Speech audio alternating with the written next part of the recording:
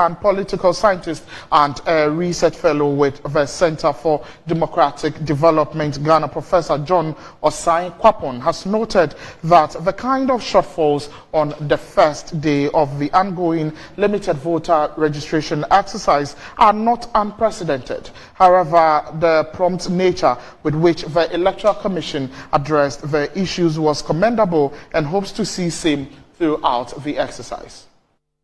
The frustration of voters, particularly, I mean, if you think of the fact that we've been talking about this limited voter registration exercise for some time now. But I think for the first time, I'm willing to give the EC some benefit of the doubt, right?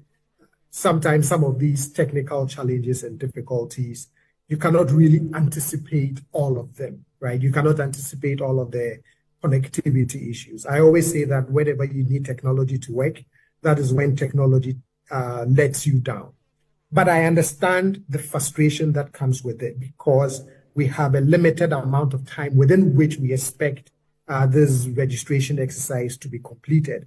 And so on day one, when there are these glitches, hitches here and there, I can see why all of a sudden it calls the EC's preparedness into question. But I mean, let's give them the benefit of the doubt. Let's exercise a little patience. This is day one.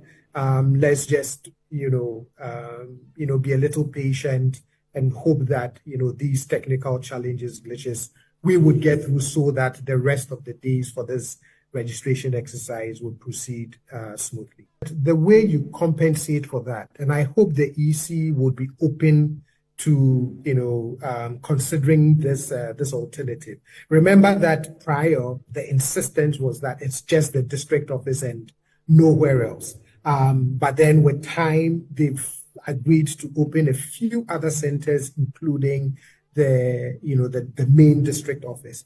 Hopefully, to compensate for some of these challenges and some of these issues, where a voter is saying, I don't even know if I can ever come back, and you don't want to deny them that fundamental right to vote, perhaps at the end of the exercise, where normally there's a mop-up period, hopefully you can get a few centers a little closer to the voter to make sure that no one is disenfranchised as a result of some of these technicalities when the person showed up on the day that they could really show up and vote. For me, if the EC is able to do this, it really, for me, helps reinforce the fact that their intention or some of these challenges are not designed to keep anybody out of the voting process, but rather they are going to put in measures in place to ensure that anybody...